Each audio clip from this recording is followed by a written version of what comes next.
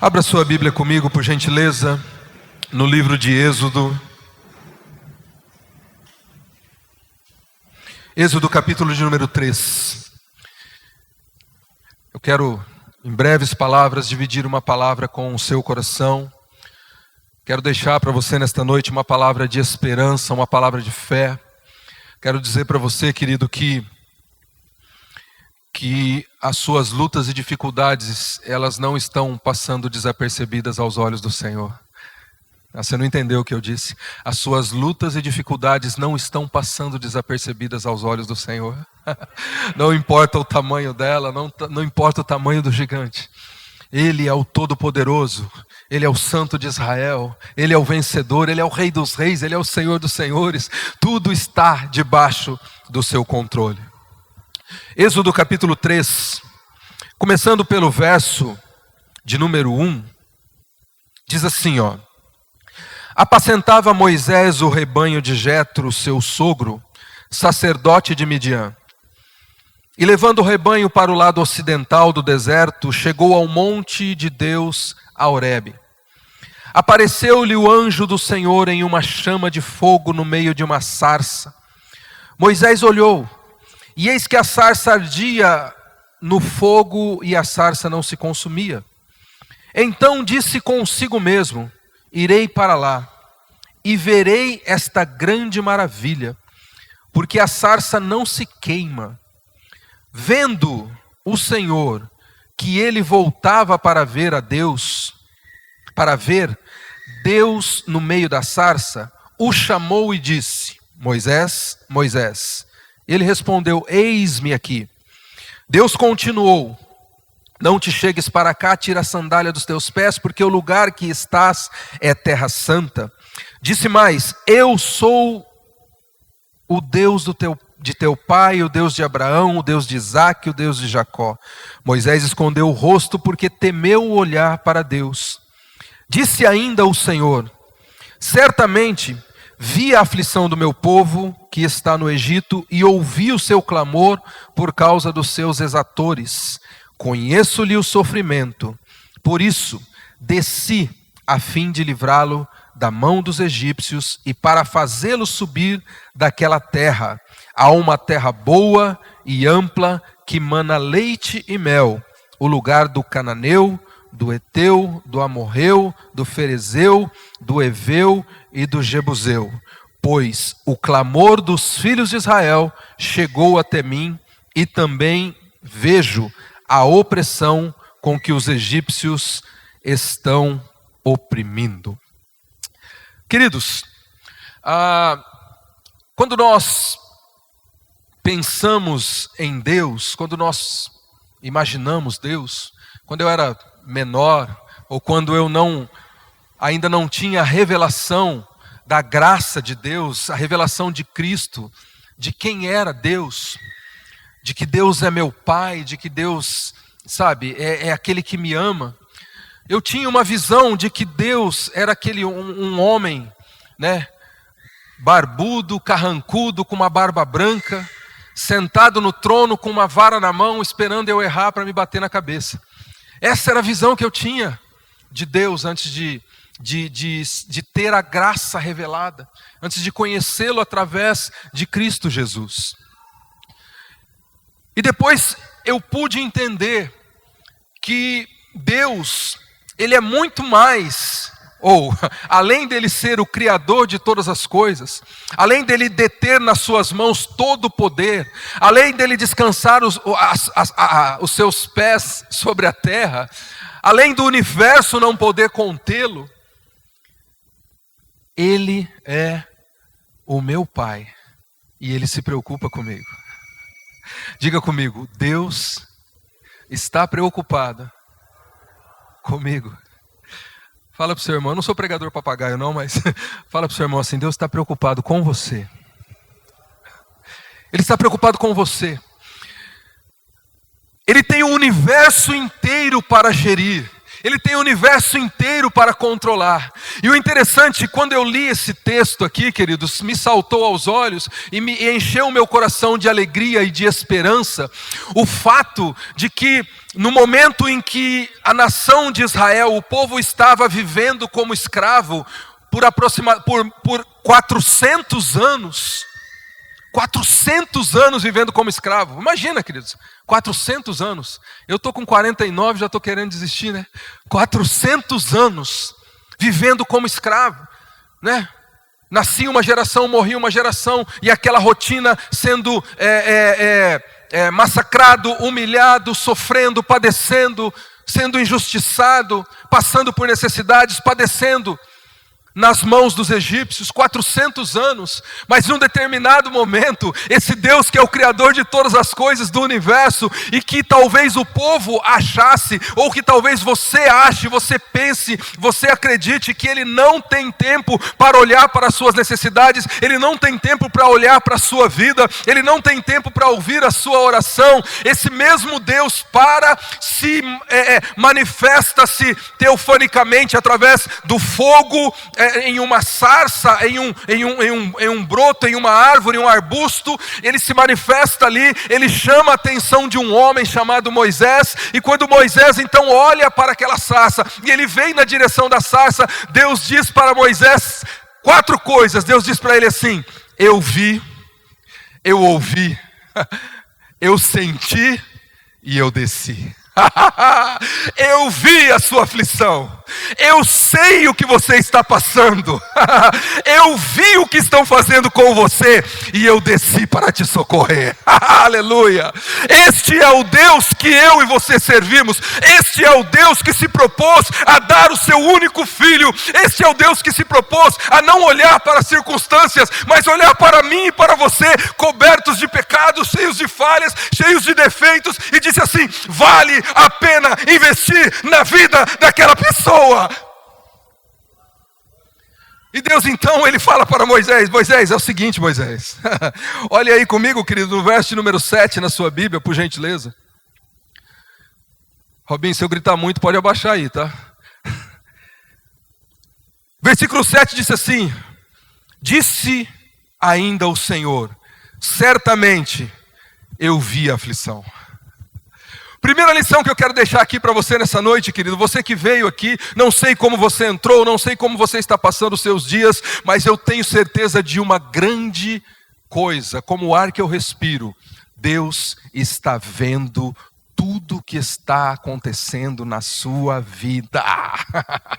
Ele não te deixou, Ele não te desamparou. Jesus Cristo disse assim: eis que estarei convosco todos os dias até a consumação do século. Ah, pastor, mas já passou 1 ano, 10 anos, 20 anos, 30 anos, eu não sei mais o que fazer. A esperança está indo. A palavra de Deus diz que a esperança não cumprida enfraquece o coração, mas quando o Senhor se levanta ao seu tempo e ao seu modo, Ele diz para você assim: eu estou vendo o que você está passando. Sabe, meu irmão, quando você acha que ninguém está vendo, né? Às vezes nós nos sentimos sozinhos no meio da multidão, né? Quem já se sentiu assim? Levanta a mão. Sozinho no meio da multidão, né? As pessoas passam por você, chegam no trabalho, né? A Gi trabalha comigo na escola. Ela sabe bem o que é isso, há muito mais tempo do que eu lá na escola que eu estava lecionando. E nós nos encontramos centenas de pessoas todos os dias. E muitas vezes nos sentimos sozinhos, né? No meio de uma multidão. Sozinho no meio de uma multidão. Mas eu quero que você abandone esse sentimento de solitário ou de coitado, e entenda que você é filho do Deus Altíssimo. Você não é escravo, você é filho. E assim como eu me preocupo com os meus filhos, né? Hoje nós estávamos fora, eu e a minha esposa, a pastora Rita, e aí as crianças, a gente preocupado, né? As crianças, ó, 20, 23. E a gente preocupado onde a gente estava. Não, meu Deus, será que almoçaram? O que será que comeram? E aí um fala para o outro assim, já são grandes já, eles se viram. Mas aí daqui a pouco, não, eu vou ligar para ver aqui se comeram, se não comeram. O pai se preocupa com o filho. Deus olhou para aquela nação toda, querido, chamou Moisés e falou assim, eu estou vendo o que está acontecendo com você, Márcio. Eu estou vendo o que está acontecendo com você, Anderson. Você não está sozinho. Eu estou vendo. Eu estou vendo o que Faraó está fazendo a vocês. E a segunda coisa que ele disse assim, disse o Senhor, certamente vi a aflição do meu povo. Diga comigo, Deus vê. Deus vê. Segunda coisa que Deus fala aqui. Vi a aflição do meu povo que está no Egito. E ouvi, diga comigo, ouvi. E ouvi o seu clamor. Sabe o que eu entendo aqui, querido? Que Deus, além de ver, de enxergar, e Ele não só vê e enxerga, porque o texto está falando, Deus fala para Moisés assim, eu vi a aflição do teu povo. Não é isso que Deus fala para Moisés? Eu vi a aflição do teu povo, não é isso? Você tem certeza? Ele falou para Moisés, Moisés, eu estou vendo a aflição do teu povo. É isso ou não? Não. A quem pertence o povo? A quem você pertence? Não é? Sei não. É mesmo? Tem certeza, Ari? Aleluia. Dá um glória aí então, porque você pertence ao Senhor. Aleluia. Você pertence a Ele, meu irmão. Ele está dizendo para Moisés, Moisés, é o seguinte, eu vou te levantar, você vai ser o cara, você vai abrir o mar vermelho, né? Você vai ser lembrado pela história toda. Em 2019, no dia 30 de junho, um camarada vai pregar e vai usar o teu nome, mas saiba de uma coisa, o povo é meu, não é teu. Eu cuido do povo, eu zelo pelo povo, eu guardo o povo, eu conduzo o povo, eu trato do povo, eu abençoo o povo. Diga assim, eu sou de Deus. Aquele que é nascido de Deus, o inimigo não pode tocar, porque nele está a divina semente. Como eu disse então, ele diz assim, e ouvi. Segunda coisa que Deus fala, eu ouvi. Agora preste atenção, queridos, como é que nós podemos provocar esta reação de Deus para com a nossa vida? Interessante, pastor, bacana. Deus está me vendo, Deus ouve, Deus vê, Deus ouve, Deus sente, conhece o meu problema e Deus vai descer ao meu socorro. Mas o que eu devo fazer para provocar esta reação de Deus? Deus falou assim, eu ouvi o que? O clamor. Diga comigo, o clamor. O grande problema, queridos, o grande problema que nós carregamos conosco, essa semente maligna, adâmica, é que nós não clamamos. Ou se clamamos, clamamos pouco. Nós não oramos, ou se oramos, oramos pouco. A Bíblia está dizendo que Deus ouviu o que? O clamor do povo. O que é clamor, meu irmão? O que é clamor? Quem está com um neném novo aí sabe o que é clamor. Não sabe? Sabe, né, Rebeca? Sabe o que é clamor? Carla? Sabe. Hein, Priscila? Clamor, clamor, clamor. Sabe? Clamor, meu irmão, é você abrir a sua boca e chorar diante de Deus, sem reservas, sem, sabe? Não precisa chegar diante de Deus, se você quiser faça, mas chegar, Deus Todo-Poderoso, Deus de Abraão, de Isaac, de Jacó, dos patriarcas e dos profetas, maiores e menores, dos juízes, dos reis e dos sacerdotes. Não, chega diante de Deus e fala assim, Deus, eu estou aqui, pobre, cego e nu, mas eu sei que a tua graça me basta, o teu amor é grande e é capaz de me socorrer. Deus nos ouve quando nós clamamos. A lição que nós tiramos aqui, queridos, da libertação de Israel, a libertação de Israel começou porque o povo clamou, e clamou, e clamou por socorro. O grande problema é que é mais fácil eu reclamar da minha situação com a minha esposa ou com a Dani do que falar com Deus, não é assim? Todo mundo sabe do meu problema, menos Deus, né? Todo mundo sabe. Pastor Elana sabe, Gustavo sabe, todo mundo sabe, família toda sabe, mas Deus não sabe, porque nós estamos conversando com a pessoa errada. Direcione o seu clamor ao Senhor. Amém, queridos?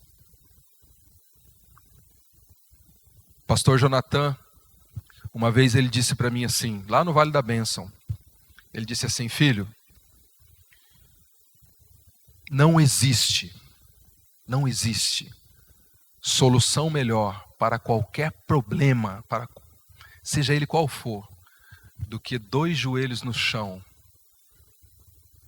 os olhos lacrimejando e os lábios falando. Faça isso e você vai ver o resultado. Deus ouve a oração do seu justo. O texto continua dizendo assim: eu ouvi o seu clamor por causa dos seus exatores. Em terceiro lugar, Deus diz assim: e eu conheço. Diga comigo, Ele conhece o meu sofrimento. Às vezes nós achamos assim que ninguém imagina, né?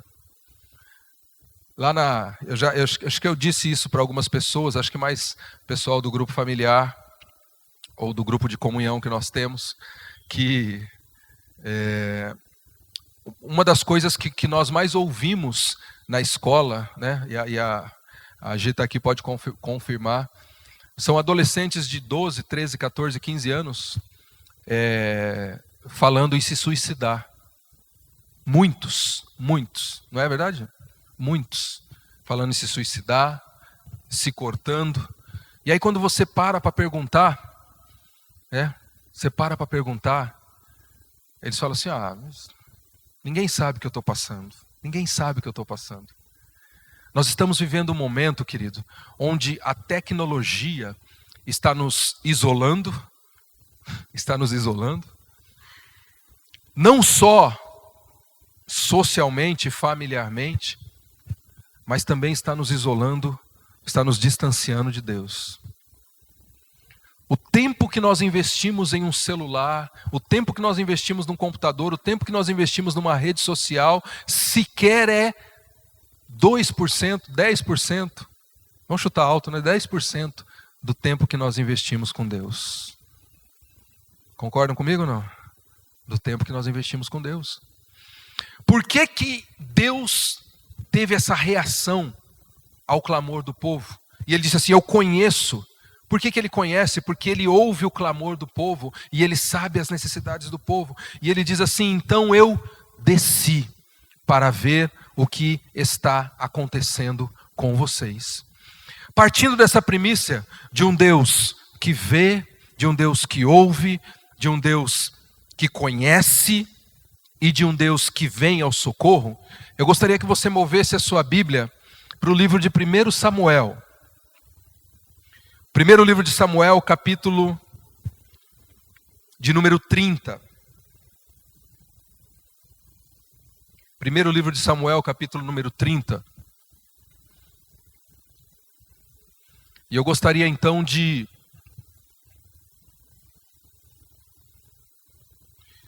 usar alguém que entendeu, alguém que sabia que Deus vê, ouve, conhece e socorre. E eu quero usar então o exemplo de Davi através desta passagem aqui. No capítulo 30 de 1 Samuel diz assim: sucedeu, pois, que chegando Davi e os seus homens ao terceiro dia a Ziclague, já os amalequitas tinham dado com ímpeto contra o sul de Ziclague, e esta estava ferido e queimado. Tinha levado cativo as mulheres que lá se achavam, porém a ninguém mataram, nem pequenos, nem grandes, tão somente os levaram consigo e foram no seu caminho. Davi e seus homens vieram à cidade. E ei-la queimada, e suas mulheres, e seus filhos, e suas filhas eram levadas cativas. Então Davi, obrigado, pastor. Então Davi e o povo que se achava com ele ergueram a voz e choraram, até não terem mais forças para chorar. Nós já vimos aqui, descobrimos e percebemos e entendemos que Deus é o nosso Pai. Um Pai presente, um Pai que ouve, um Pai que vê, um Pai que sente e um Pai que sai ao socorro. Partindo dessa primícia, eu quero usar aqui essa situação que Davi viveu para nós aprendermos aqui alguns passos para que esta bondade de Deus, esta graça de Deus, ela alcance cada um de nós, especificamente dentro daquilo que você está vivendo na sua vida, querido. A Bíblia diz que Davi, ele chega na sua cidade, e quando ele chega, a cidade está completamente destruída. Os amalequitas vieram, deram cabo da cidade, fizeram um arrastão, levaram as mulheres, levaram as crianças, roubaram tudo, destruíram. Davi chegou, juntamente com os homens, seus companheiros, encontraram aquela situação terrível, aquela situação caótica. A Bíblia está dizendo que eles choraram até não ter mais forças. Alguém aqui já passou por isso? Chorar até não ter mais força? Já, né? Choraram até não ter mais forças. Mas o grande problema, querido, da nossa vida é entendermos que nós não podemos permanecer o tempo todo chorando. Nós temos que reagir. Nós temos que reagir. Davi então contemplou aquela situação toda. E essa situação toda, ela é fruto, ou foi fruto, de uma atitude errada de Davi. Davi estava no meio dos filisteus, ele não estava com o seu povo, ele não estava com a sua família, ele não estava onde deveria estar. Mas ainda assim, querido, eu quero dizer uma coisa: ainda que o que você está vivendo ou o que você está passando seja consequência de um erro que você cometeu, eu quero dizer uma coisa para você: em Cristo Jesus todas as coisas foram feitas novas. Quem está em Cristo Jesus, nova criatura é. As coisas velhas se passaram, eis que tudo se fez novo. A Bíblia diz que ainda que os nossos pecados sejam vermelhos como fio de escarlate ou como carmesim, o sangue de Jesus nos purifica de todo pecado, nos faz limpos e mais alvos que a neve, e nos faz aceitáveis diante de Deus. Retire essa condenação da sua vida, retire esse peso da sua vida, querido, e tome uma decisão agora, e diga assim: eu vou na direção do que Deus tem para a minha vida. Davi então, querido, ele chega, e a Bíblia diz que o povo chorava. Olha o que diz no verso de número 4: então Davi e o povo que se achava com ele ergueram a voz, choraram até não terem mais forças. Também as duas mulheres de Davi foram levadas cativas, Ainoã, a Jezreelita, e a Abigail, a viúva de Nadal, carmelita. Davi muito se angustiou, pois o povo falava em apedrejá-lo, porque todos estavam em amargura, cada um por causa dos seus filhos e das suas filhas. Porém Davi se reanimou no Senhor, o seu Deus. Sabe o que eu enxergo aqui, querido? Na vida, nós vamos conviver com muita gente, sim ou não? Muita gente vai caminhar com você. Ou muita gente caminha com você, ou muita gente te rodeia. Davi era o líder daquele povo. Davi era o líder daquele agrupamento de pessoas. Aquele povo, dias antes, estava com Davi nas batalhas. Aquele povo levantou, fez de Davi o seu líder, o seu rei. E agora a Bíblia está dizendo que aquele mesmo povo está falando em apedrejar Davi, está culpando Davi pelo que aconteceu. Eu quero dizer uma coisa para você, querido: não permita que o esse sentimento maligno, às vezes nós depositamos a nossa confiança, às vezes nós fazemos tanta coisa pelas pessoas e as pessoas nos retribuem não da maneira que nós merecemos. Eu quero dizer uma coisa para você: a sua recompensa não está no homem, a sua recompensa está no Deus Todo-Poderoso que criou o céu e a terra. O problema é que nós ficamos esperando a retribuição do homem, o cumprimento, o reconhecimento humano, mas o meu reconhecimento precisa vir do Senhor que criou os céus e a terra. Davi aqui, irmão, me perdoe a palavra, Davi aqui estava lascado. Lascadinho. Assaltado, roubado, levado tudo. E os melhores amigos queriam o quê? Apedrejá-lo. Tá bem de amigo Davi, não estava? Estava bem de amigo. Estava bem de amigo. Pessoas vão nos trair. Não carregue consigo esse sentimento. Perdoe, meu irmão, perdoe. Perdoe aquilo que você ouviu. Perdoe aquilo que falaram para você. Perdoe aquilo que falaram de você. Perdoe aquilo que fizeram contra você. Perdoe, esqueça. Se você quer a manifestação da glória de Deus na sua vida, aprenda esta lição que Davi nos ensina aqui. Aprenda a perdoar. A Bíblia diz que Davi não foi discutir com ninguém. A Bíblia diz que Davi não foi pedir satisfação para ninguém. A Bíblia está dizendo que Davi buscou forças no Senhor. Diga comigo, eu preciso buscar forças em Deus. Você espera em Deus ou nos homens, irmãos? Você está esperando em Deus ou no Bolsonaro? Você está esperando em Deus ou na economia do Brasil? Você está esperando em Deus ou no seu patrão? Você está esperando em Deus ou em quem, meu irmão? Davi disse assim: elevo os meus olhos para os montes. De onde virá o meu socorro? O meu socorro vem do Senhor, que fez os céus e a terra. Salmo número 3, Davi diz assim: como têm crescido os meus inimigos, muitos são os meus adversários, mas tu, Senhor, é a minha força, a minha glória, e exalta-me no poder do teu nome. Davi aqui demonstra, querido, como é que nós temos que agir diante de um conflito, como é que nós temos que agir diante de uma situação onde estamos sendo desvalorizados, desonrados, injustiçados, machucados, feridos. Como é que você resolve a situação? Não, eu vou quebrar tudo. Vou quebrar tudo. Vou pegar, vou quebrar. Não é? Pô, me fechou ali. Não, eu vou atrás, vou pegar. É assim que nós temos que resolver as coisas? Sim ou não? O cemitério está cheio de gente que tentou resolver as coisas assim, irmãos. A Bíblia diz que Davi então buscou forças ao Senhor. Verso número 7. Disse Davi a Abiatar, o sacerdote. Com quem Davi foi conversar? Com quem Davi foi conversar? Para quem Davi foi pedir conselho? Quem? Diga comigo, sacerdote. Diga comigo, o sacerdote.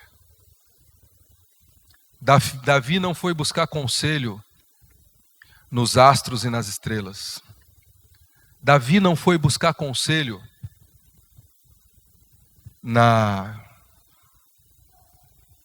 no galho de arruda.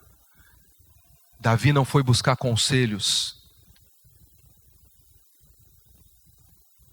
em pessoas que não ouvem a Deus. E eu aprendi uma coisa, e eu gostaria de deixar isso para você, como um conselho, receba se quiser. Nunca ouça um homem que não ouve a Deus. Cuidado. A Bíblia diz que Davi procurou o sacerdote. Davi procurou o pastor. Davi procurou alguém que ouvia a Deus. Davi procurou alguém que tinha a representatividade de Deus, a legitimidade divina, a autoridade divina. E ele se aconselhou. E ele disse assim, disse Davi a Abiatar, o sacerdote, filho de Aimeá: traz-me aqui a estola sacerdotal. E Abiatar trouxe a Davi. Então consultou Davi ao Senhor. Terceira lição que eu aprendo aqui, querido. Antes de eu tomar uma decisão, eu preciso fazer o quê? Fazer o quê? Consultar a Deus. Semana passada eu estava conversando com uma pessoa, e ela ligou para mim, e ela estava contando: pastor, esta semana meu casamento quase acabou. Eu falei, mas como quase acabou?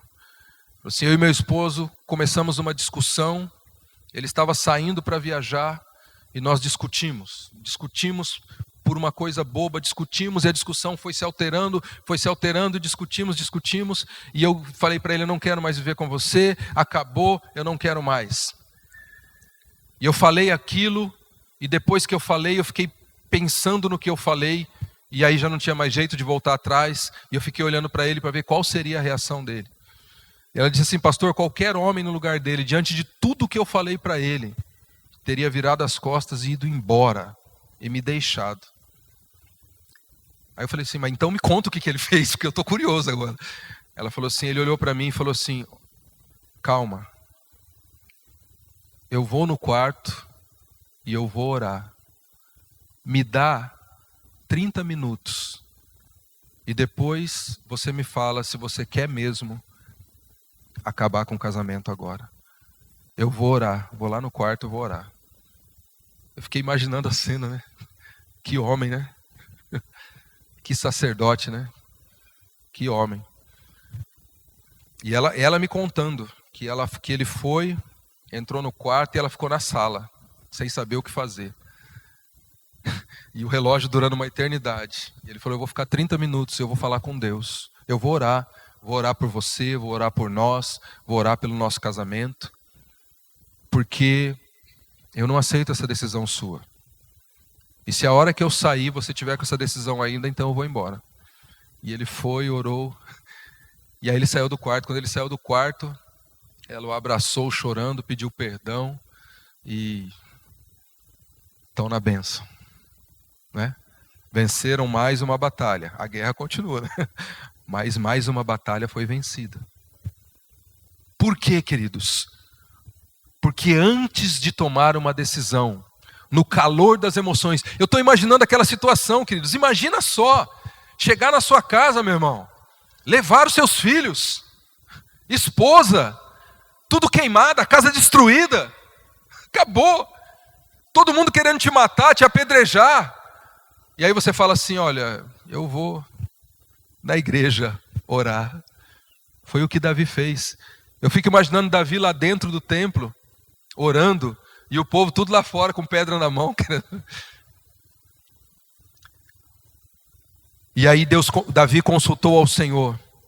E o restante da história vocês conhecem. A Bíblia diz que Deus falou para Davi. Davi, olha aqui, queridos, o verso número 8. Então consultou Davi ao Senhor, dizendo, perseguirei eu o bando, alcançá-lo-ei. Respondeu-lhe o Senhor, persegue-o, porque de fato alcançarás e tudo libertarás.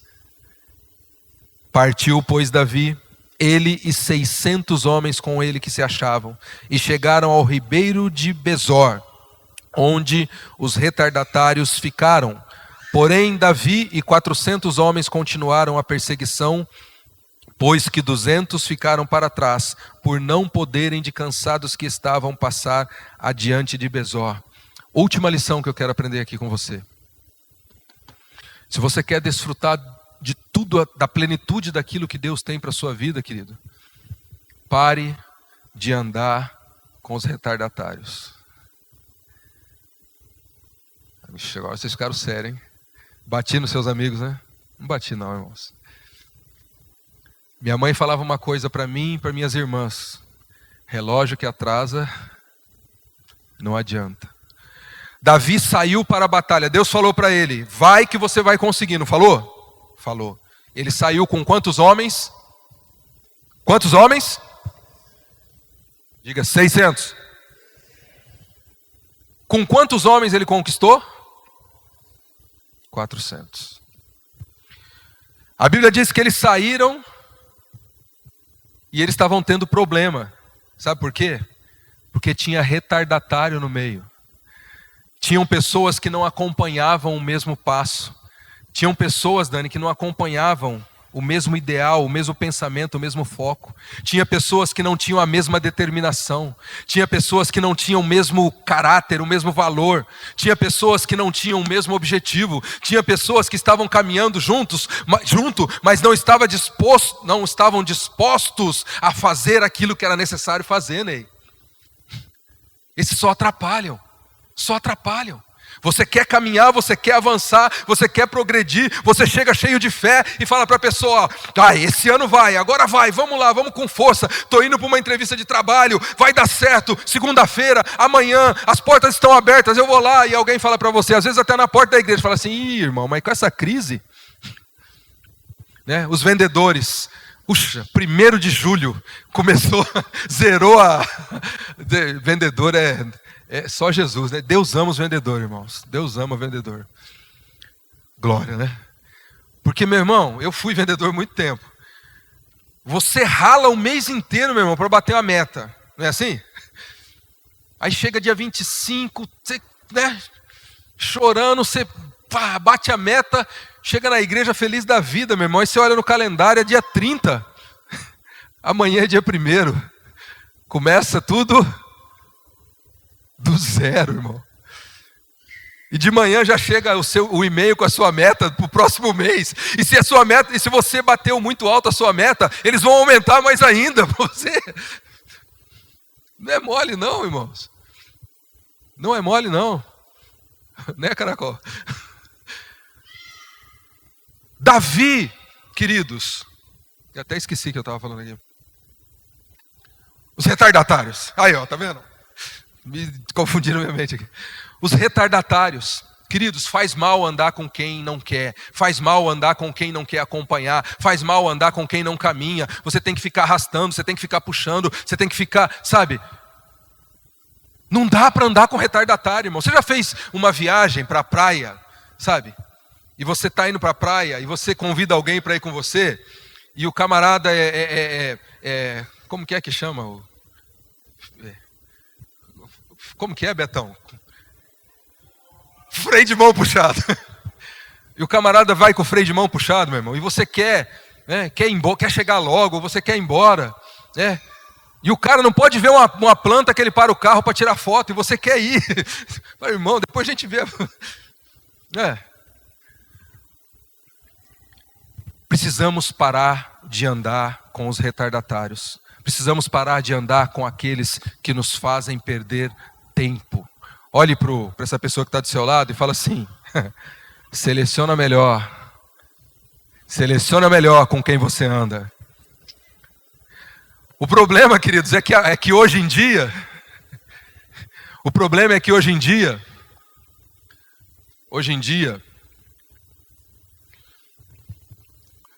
nós nem muitas vezes, principalmente os jovens aqui e os adolescentes, pois se vocês quiserem, vocês me pegam ali fora.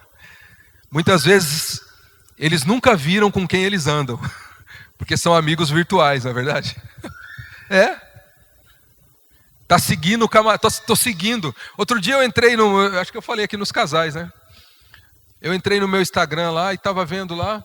Aí eu comecei a ver umas pessoas, né? Eu não entendia direito esse negócio de Instagram, não entendia, eu confesso que eu não entendia. O Daniel que me explicou. Tô feio, né?